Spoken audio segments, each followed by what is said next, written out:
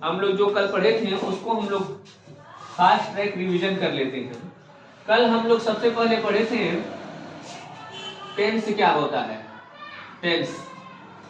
और जब हम लोग कल टेंस पढ़ चुके थे, टेंस को समझ चुके थे, फिर हम लोगों ने ये बात देखा था कि जो टेंस होता है और जो टाइम होता है, यह दोनों एक चीज बिल्कुल नहीं होता है। यानी टेंस और टाइम दोनों ही एक चीज, यानी दोनों सिमिलर चीजें नहीं होती हैं, दोनों बहुत ज्यादा अलग अलग चीजें होती हैं। हमने आपको टेंस के माध्यम से, फिर बाद में जाकर के हमने जब आपको टेंस अच्छे से बताना चालू किया तो हम आपको समझाए थे कि टेंस का मतलब जो होता है एक टाइम भी होता है और टाइम के साथ साथ एक्शन होना हमारे लिए जरूरी होता है। ठीक है, जब तक टाइम और एक्शन एक साथ नहीं होगा तब तक हम उसको टेंस की कैटेगरी में नहीं रखेंगे। हमने आपको बहुत सारा एग्जाम्पल देकर के समझाया भी था कि जब आप कोई भी सेंटेंस बोलेंगे तो उसमें समय नहीं रहेगा। ऐसा नहीं कि समय दिखेगा, लेकिन जब आप उसको फील करेंगे तो समय अंदर बहुत ज्यादा छिपा हुआ रहता है। जैसे वह जाता था, वह जाता है, मैं पढ़ा रहा हूं, तुम पढ़ रहे हो। इस तरीके के जितने भी सेंसेस होते हैं सभी के सभी हमको बताते हैं कि जैसे मतलब जैसे मैं बोलूं कि मैं पढ़ा रहा हूं तो इसका साफ साफ मतलब होता है कि इस समय मैं वो कार्य कर रहा हूं और इस समय मैं कार्य कर रहा हूं। अगर मैं बोलूं कि मैं पढ़ाता हूं तो इसका मतलब यह है कि मेरे पढ़ाने का काम रेगुलर रूप से होता रहता है। अगर मैं बोलूं ठीक है कि मैं पढ़ाता था, यानी एक समय ऐसा था जब मैं अपने पढ़ाने का काम रेगुलर रूप से किया करता था हमेशा। अगर मैं बोलूं कि मैं पढ़ा रहा था तो इसका मतलब ये होता है कि एक समय था जिस समय पर हमारा जो कार्य था वो जारी था, कंटिन्यू था। समझ में आ रहा है आप लोग को? फिर जब इतनी सारी बातों के बारे में हम डिस्कशन कर चुके थे तो सबसे लास्ट में हमने बताया था टेंस के प्रकार, और हमने बताया था कि टेंस के दो प्रकार होते हैं। एक होता है जो हमारा प्रेजेंट टेंस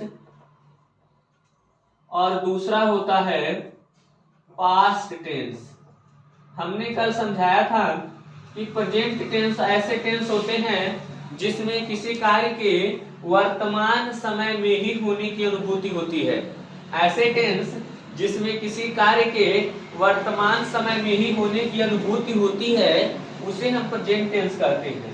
और ऐसे टेंस जिसमें किसी कार्य के बीते हुए समय में होने की अनुभूति होती है उसे हम पास्ट टेंस कहते हैं। जो प्रेजेंट टेंस होता है इनके वाक्यों के अंत में सामान्यतः हैं, हूं इत्यादि शब्द आते हैं, और जो पास्ट टेंस होता है इनके वाक्यों के अंत में सामान्यतः था, थी, थे इत्यादि शब्द आते हैं। आपको समझते रहना है, मुंह को करके नहीं पढ़ना है। ठीक है, चलिए आगे हम लोग अब बढ़ते हैं। हमने कल एक बात और भी समझाया था कि जो फ्यूचर टेंस होता है इसको हम टेंस की कैटेगरी में नहीं रखते हैं। और हमने बताया था कि फ्यूचर टेंस को टेंस की कैटेगरी में इसलिए नहीं रखते हैं, जैसे मैं बोलूं कि मैं पढ़ाऊंगा तो ना ही अभी वो समय आया है और ना ही उस समय पर कोई भी एक्शन हुआ है। ना वो समय हमारे पास है ना ही उस समय पर कोई एक्शन है, और समय भी नहीं एक्शन भी नहीं तो फिर टेंस नहीं, टेंस नहीं तो उसको टेंस की कैटेगरी में रखना गलत। इसलिए हम उसको फ्यूचर टेंस की जो कैटेगरी में हम रखा करते थे उस हम फ्यूचर टेंस की कैटेगरी में उसे नहीं रखेंगे। ठीक है, इतनी बातें हम कल हम लोगों ने पढ़ा था। अब हम लोग थोड़ा सा बढ़ते हैं आगे।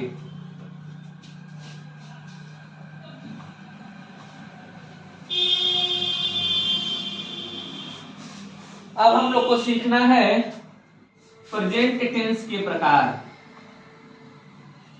हेडिंग डालिए तो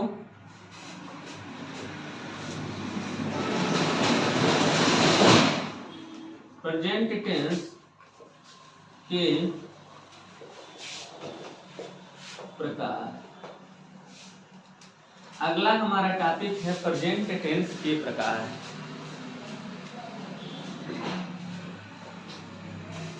ठीक है, चलिए हम लोग समझते हैं प्रेजेंट टेंस के कितने प्रकार होते हैं। देखो हम तुमको कतई नहीं बताएंगे प्रेजेंट टेंस के कितने प्रकार होते हैं, तुम खुद जानोगे कि प्रेजेंट टेंस के कितने प्रकार होते हैं, ठीक है। और अभी तुम हमको खुद बताओगे कि प्रेजेंट टेंस के कितने प्रकार हो सकते हैं, मुझे कुछ कहना ही नहीं पड़ेगा। हम तुमको कुछ बातें बताते हैं, वो बातें जितनी भी बातें हम आपको बताएंगे वो बातें ध्यान रखना है। देखो जब कभी लगे कि कार्य होने का जो समय है अनिश्चित है,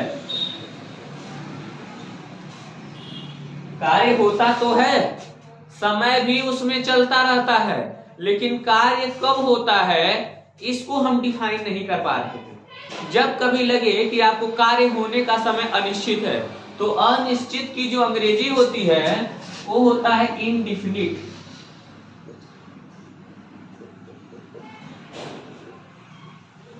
जब कभी आपको लगे कि कार्य होने का जो समय है अनिश्चित है, तो अनिश्चित का जो अंग्रेजी होता है वो होता है इनडिफिनिट। हम लोग प्रेजेंट का टाइप मतलब टाइप पढ़ रहे हैं तो हम कहेंगे प्रेजेंट, और कभी लगे कि कार्य अनिश्चित है तो हम उसको कह देंगे इंडिफिनिट, और बाद में टेंस जो लगाना है वो तो हम लगाएंगे, ठीक है। हमने क्या कहा कि जब कभी आपको लगे कि वर्तमान समय में ही किसी कार्य के होने के समय का कोई बोध नहीं हो रहा है, समय है तो लेकिन समय क्लियर रूप से पता ही नहीं चल पा रहा है कि कोई घटना कब होती है, और जब इस तरीके का कोई सेंस आएगा समय अनिश्चित होगा तो हम कहेंगे अनिश्चित के, जैसे कि कोई चीज रहता है ना, कोई चीज निश्चित रहता है बोलते डेफिनिट है, और अनिश्चित रहता है तो उसको हम लोग बोलते हैं इनडेफिनिट। तो जब भी आपको लगेगा कि कोई कार्य समय से नहीं हो रहा है, किसी कार्य के होने का कोई समय नहीं है, कोई हमारे पास विवरण नहीं है, तो उस समय आप उसका नाम निसंकोच कर दीजिएगा इंडिफिनिट। क्योंकि प्रेजेंट पढ़ रहे हो तो पहले प्रेजेंट लिखोगे ही और फिर इंडिफिनिट और बाद में टेंस। जब आपको लगे, अभी हम नहीं बता रहे कब आपको लगेगा, अभी आपको खुद लगने लगेगा, समझ में आ रहा है, लेकिन अभी हम आपको बता रहे हैं। अच्छा अगला टॉपिक, जब आपको लगेगा कि कार्य लगातार चल रहा है, जब कभी भी आपको लगे कि जो कार्य होने वाला जो कार्य है ये लगातार प्रेजेंट टाइम में ही हो रहा है, लगातार यानी प्रेजेंट टाइम में ही, एक तरीके से और कहा जा सकता है जारी होना। और जब कभी लगे कि कार्य वर्तमान में ही जारी है, तो आप समझिए, आप जारी की अंग्रेजी होता है कॉन्टिन्यूअस,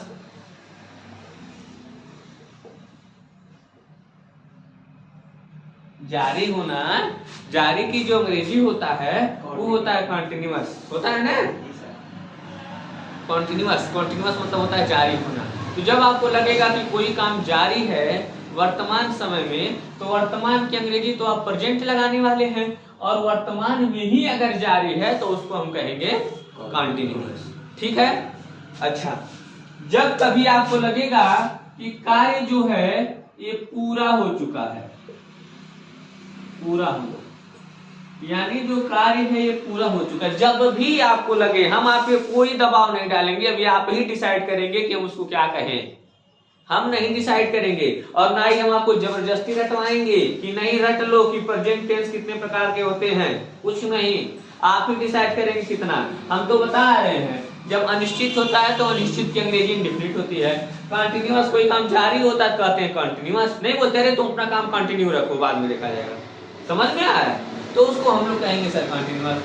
कोई काम पूरा हो चुका है, कोई काम अगर पूरा हो चुका है, मान लो कोई लड़का है और लड़का अगर हर काम अपना टाइम से पूरा कर लेता है, कह दिया जाता है याद कर लेता है, तो बोलते हैं परफेक्ट है वो, नहीं कहते हैं जिसका काम में बहुत अच्छा है, परफेक्ट है, मस्त लड़का है, तो उसको हम कहते हैं परफेक्ट है, ठीक है।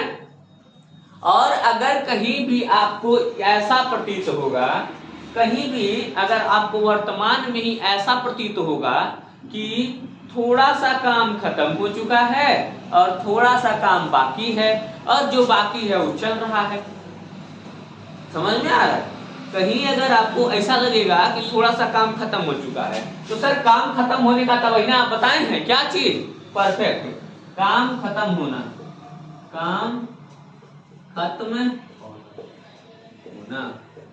जब कभी काम खत्म हो चुका होगा, और काम खत्म होने के साथ साथ एक चीज और होगा, जो बचा हुआ होगा, बचा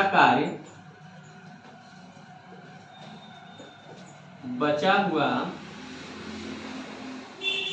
कार्य जारी होना, जारी रहे। थोड़ा सा कार्य जो है यहाँ पे थोड़ा सा लिखते हैं,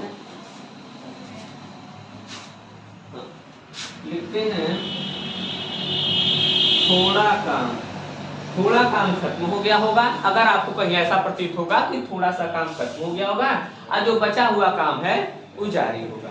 तो जो काम करे समझ में आ रहा है ना जी? हाँ, तो थोड़ा सा रिस्पॉन्स देते रहो, भले हम ज्यादा बोले कि हमने क्या बताया है, परफेक्ट।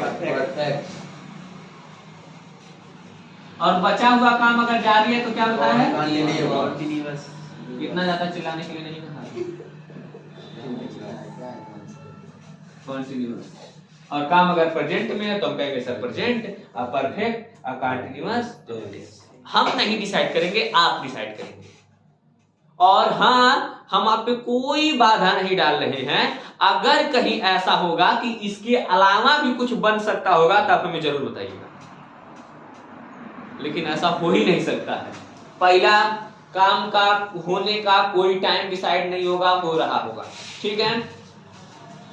उसको हम इंडिफिनिट कहेंगे, समय निर्धारित ना होने की वजह से, समय अनिश्चित होने की वजह से। दूसरा काम क्या है, काम अगर लगातार जारी है, काम अगर हो रहा है। कभी कभी जानते हो इस कॉन्टिन्यूअस को हम इम्परफेक्ट भी कहते हैं। नया नाम जानिए, इम्परफेक्ट। इसको हम प्रेजेंट इम्परफेक्ट टेंस भी कहते हैं।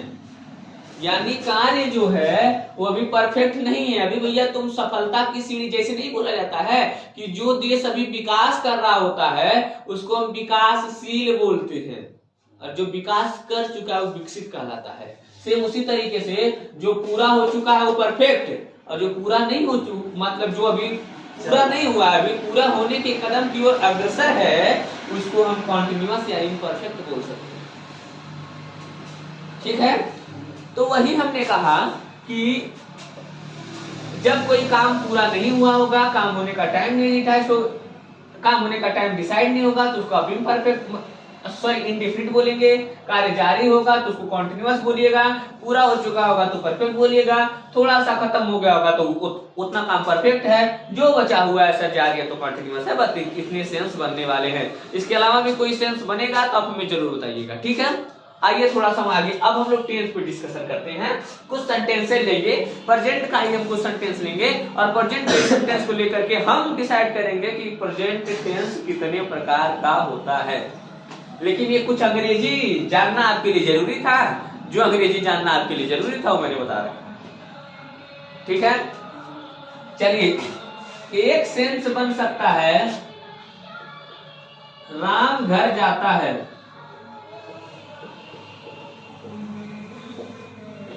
ठीक है। दूसरा सेंस बन सकता है राम घर जा रहा है,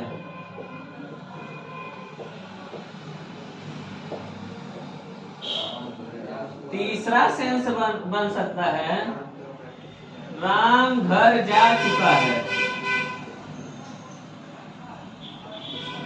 या ये भी कह सकते हैं राम घर गया है। समझ में आ रहा है?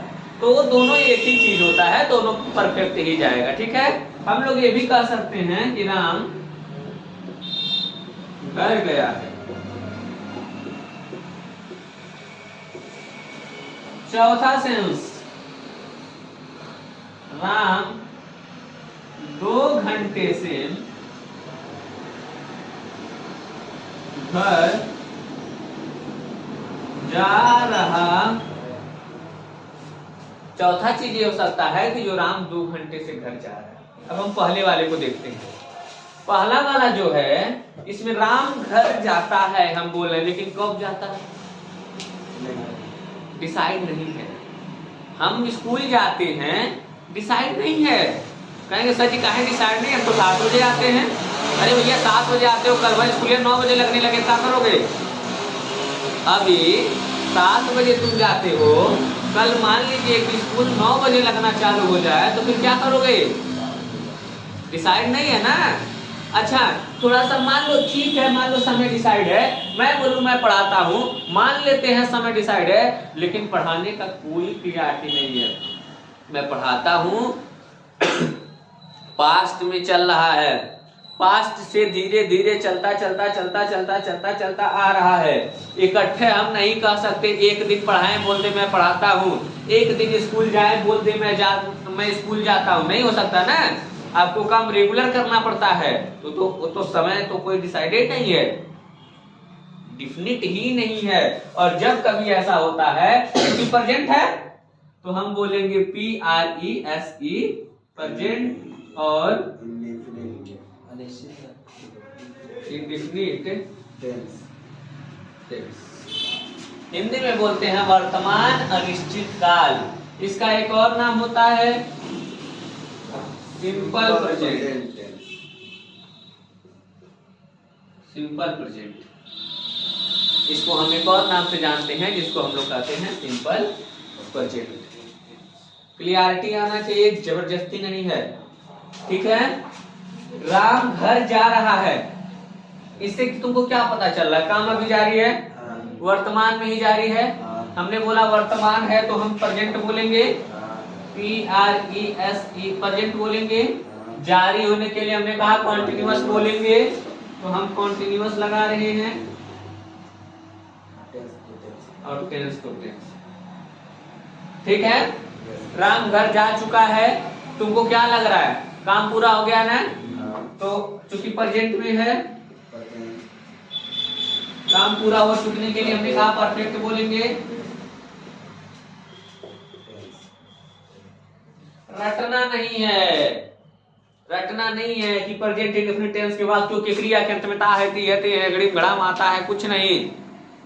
तुमको टेंस महसूस करने आना चाहिए। और हम चाहते हैं ना, हम थोड़ा स्लो पढ़ाते हैं, थोड़ा बहुत डीप पढ़ाते, चाहते तुम महसूस कर पाओ कि हम क्या कहना चाह रहे हैं।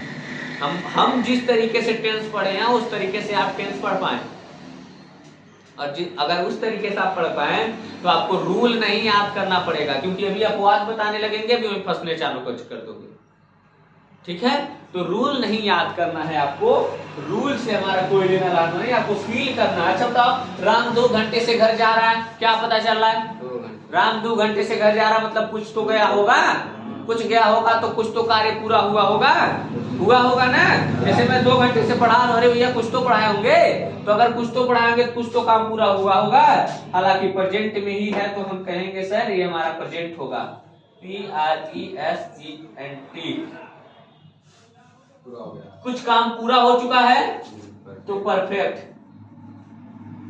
लेकिन अभी भी काम जारी है, अभी भी जा रहा है ना, बंद थोड़ी ना कर दिया है। राम 2 घंटे से घर जा रहा है, अभी जा रहा, अभी काम नहीं बंद किया है, तो हम इसको कहेंगे सर कॉन्टिन्यूअस। और इस तरीके से इतना ड्रामा करने के बाद हमें पता चलता है कि जो प्रेजेंट टेंस होता है 4 प्रकार का होता है, ठीक है। इतना ड्रामा करने के बाद चाहे होते तो हम डायरेक्ट बताते, देखो प्रेजेंट टेंस 4 प्रकार का होता है, छापो तुरंत बताते। प्रेजेंट इंडेफिनिट डलवाए होते, अब तक हेडिंग लिखवाए होते, जिन वाक्यों की क्रिया के अंत में ता है, ती रहते हैं आते हैं प्रेजेंट इंडेफिनिट कहलाते हैं। 2-4 तो सेंटेंस स्ट्रक्चर बोले होते, 2-4 तो सेंटेंस बोले होते, खत्म हो गया। समझ में आ रहा है?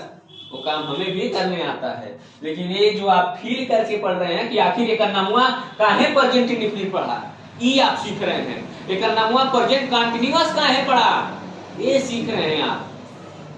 समझ में आ रहा है? इसका नाम आखिर आपसे पूछ दे काहे प्रेजेंट परफेक्ट काहे, वो आप सीख रहे हैं।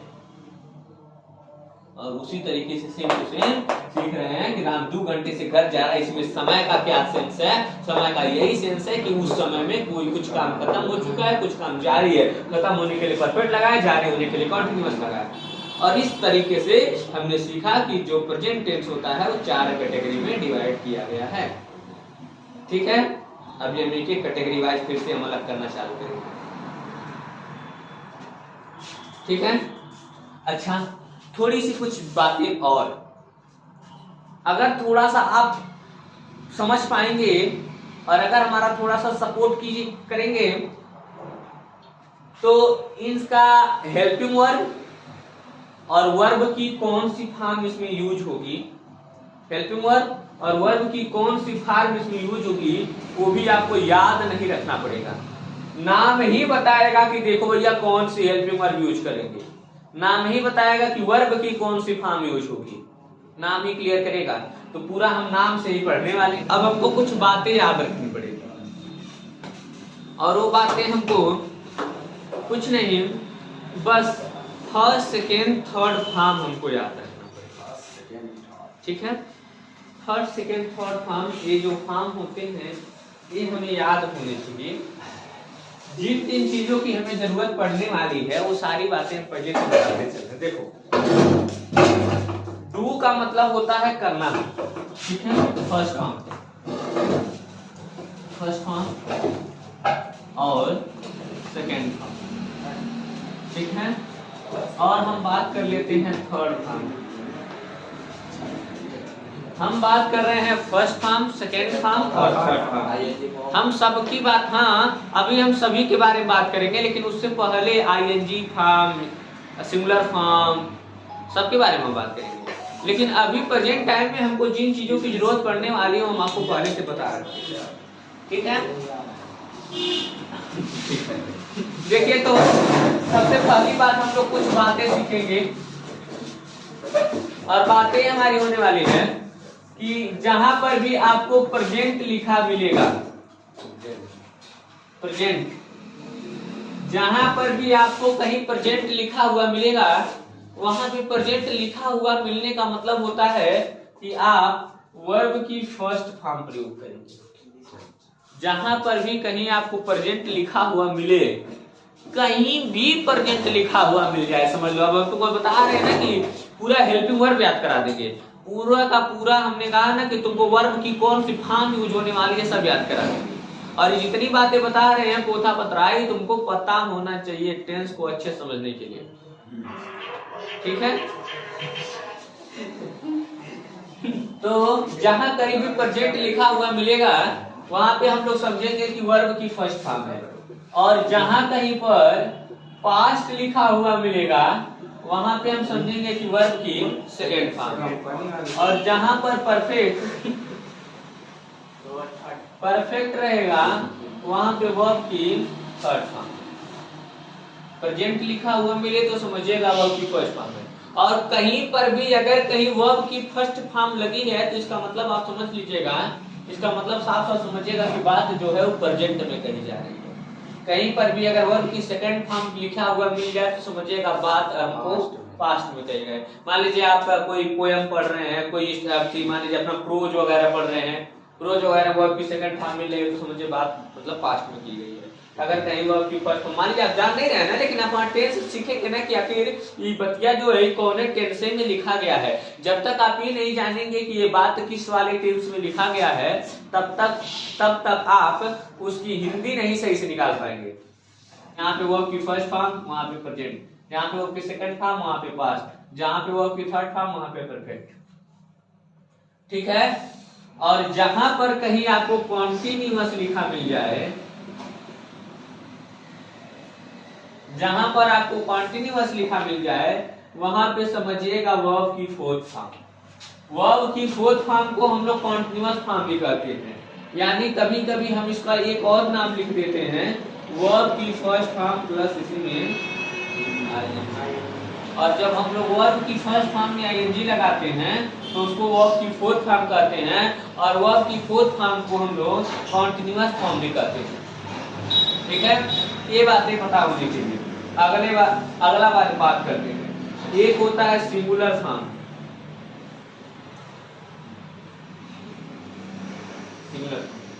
सिंगुलर फॉर्म क्या होता है, जब हम लोग वर्ब के फर्स्ट फॉर्म में यस या ईएस लगा देते हैं तो उसे हम लोग कहते हैं वर्ब की सिंगुलर फॉर्म। तो छोटी छोटी बातें याद कर लेंगे तो आपको हर एक टेंस में अलग अलग हेल्पिंग वर्ब, अलग अलग मेन वर्ब की फॉर्म नहीं याद करनी पड़ेगी, राहत मिल जाएगी। अब हम कुछ और बातें कर लेते हैं।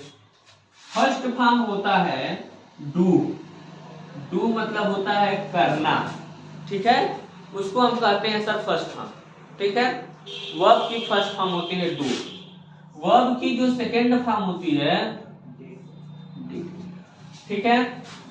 वर्ब की थर्ड फॉर्म डन होता है, डन से हमारा लेना लाना नहीं है, हम उसको नहीं लिखेंगे, जिससे हमारा मतलब है, हम सिर्फ आपको वही चीजें समझाने की प्रयत्न कर रहे हैं, ठीक है। तो वर्ब की फर्स्ट फॉर्म होती है डू, वर्ब की सेकंड फॉर्म होती है डिड, थर्ड फॉर्म होता है डन, हमारा लेना लाना नहीं है। फोर्थ फॉर्म डूइंग होता है, उससे भी हमारा कोई लेना लाना नहीं है, हम उसके बारे में नहीं पढ़ने वाले, ठीक है। फिफ्थ फॉर्म के बारे में बात करें, फिफ्थ फॉर्म जिसको हम लोग कहते हैं सिंगुलर फॉर्म, और हमने बताया सिंगुलर फॉर्म में क्या होता है सर, वर्ब के फर्स्ट फॉर्म में यस या ईएस जोड़ दिया जाता है। तो वर्ब के फर्स्ट फॉर्म डू है, डू में जब ईएस जोड़ेंगे तो बन जाता है डज, ठीक है। भाई सब नहीं लिख रहे हैं, ऐसा नहीं है कि मतलब होता नहीं है, होता है परंतु हमारा कोई मतलब नहीं है, ठीक है। एक चीज और हम लोग पढ़ने वाले हैं, क्या चीज, फर्स्ट फॉर्म होता है इज, एम और आर, वर्ब की फर्स्ट फॉर्म होती है इज, एम, आर। हालांकि हम लोग इसको यूज हेल्पिंग वर्ब की तरह से करते हैं, लेकिन ये भी एक वर्ब है, बी फॉर्म होता है, आगे जाके पढ़ेंगे आप लोग। इसी का अगर सेकंड फॉर्म कहा जाए तो होता है वाज या फिर, ठीक है। फर्स्ट फॉर्म होता है इज, एम, आर, और इसी का जो सेकंड फॉर्म होता है ये होता है वाज या वर। भाई सब राम दुहाई तिहाई से हमको कोई मतलब नहीं, ठीक है। चलिए आइए और आगे बात करें। वर्ब का फर्स्ट फॉर्म होता है हैज या फिर हैव, ठीक है। और वर्ब की जो सेकंड फॉर्म होती है ये होती है हैड, ठीक है।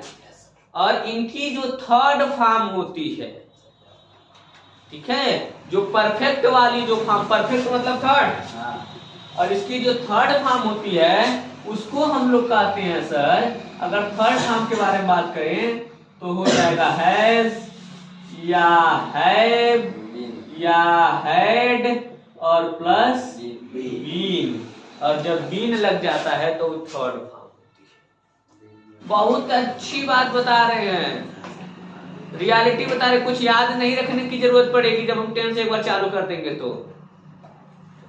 और ये भी है कि डू काहे लगता है, डज काहे लगता है, इज, एम, आर काहे लगता है, वाज वर काहे लगता है, कोने में है लगेगा, कोने में हाउ लगेगा, कोनो मतलब नहीं रह जाएगा। तुम किसी को पढ़ाने लायक हो जाओगे अगर इसको सही से पढ़ लोगे तो, थोड़ा इंटरेस्ट के साथ पढ़ो।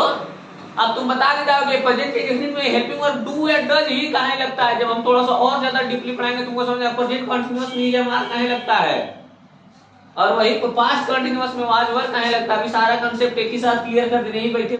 P R E S E N T I N D E F I N I T E, ठीक है।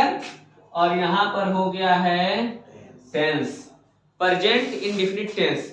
प्रेजेंट मतलब हमने कहा, अभी जस्ट हमने कहा कि प्रेजेंट जहां सुनना वहां पे वर्ब की फर्स्ट फॉर्म तुम्हारे दिमाग में आनी चाहिए।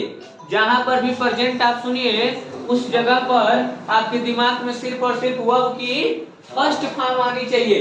तो वर्ब की फर्स्ट फॉर्म क्या, डू, ठीक है। वर्ब की जो फर्स्ट फॉर्म है डू लगा दीजिए या फिर डज लगाएंगे। अब डू कब लगाएंगे, डज कब लगाएंगे, जब हम टेंस पढ़ेंगे तो वहां क्लियर कर लेंगे, ठीक है। अच्छा, दूसरी बात, इनडिफिनिट, डिफिनिट ही नहीं है, कुछ बता ही नहीं रहा है, कोई क्लियरिटी ही नहीं आ रही है, तो यहाँ पर बहुत सारा बकधून होने वाला है वर्ब के फॉर्मेट में।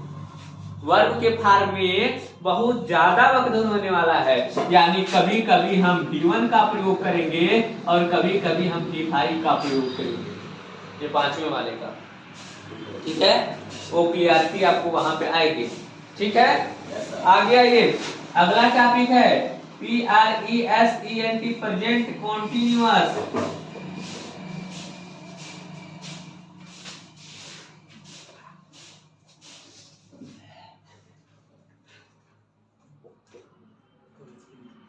प्रेजेंट कॉन्टिन्यूअस टेंस, प्रेजेंट मतलब V1, प्रेजेंट मतलब V1, वर्ब की फर्स्ट फॉर्म, वर्ब की फर्स्ट फॉर्म क्या है?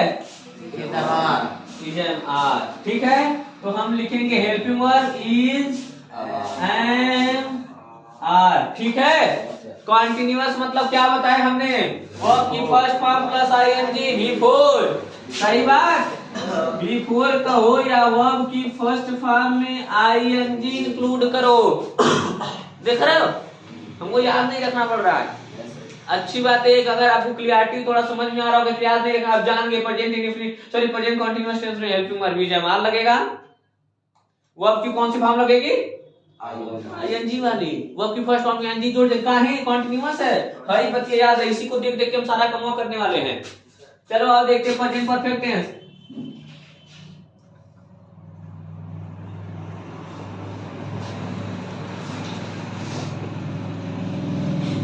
प्रेजेंट परफेक्ट टेंस, प्रेजेंट मतलब V1, वर्ब की फर्स्ट फॉर्म, वर्ब की फर्स्ट फॉर्म क्या है? हैज या परफेक्ट मतलब क्या होता है? परफेक्ट मतलब क्या होना चाहिए? वर्ब की थर्ड फॉर्म। समझ गया? तो प्रेजेंट मतलब क्या? हैज या हैव, यानी हेल्पिंग वर्ब क्या लगने वाला है? हैज या है। परफेक्ट मतलब क्या? वर्ब की थर्ड फॉर्म लगने वाली है। काम खत्म। चलिए आगे बढ़ते हैं, एक और देख लेते हैं जल्दी से। PRESENT present, PERFECT perfect, continuous और टेंस। प्रेजेंट मतलब हैज या है। ठीक है, हैज या परफेक्ट मतलब यही बीन। सही है, बीन। कंटीन्यूअस मतलब वर्ब की फोर्थ फॉर्म, या फिर हम लिख सकते हैं वर्ब की फर्स्ट फॉर्म प्लस आईएनजी। देखो हो गया, हेल्पिंग वर्ब और वर्ब की फॉर्म हम यही से निकाल ले रहे हैं। और आपको ये बात समझ में आनी चाहिए।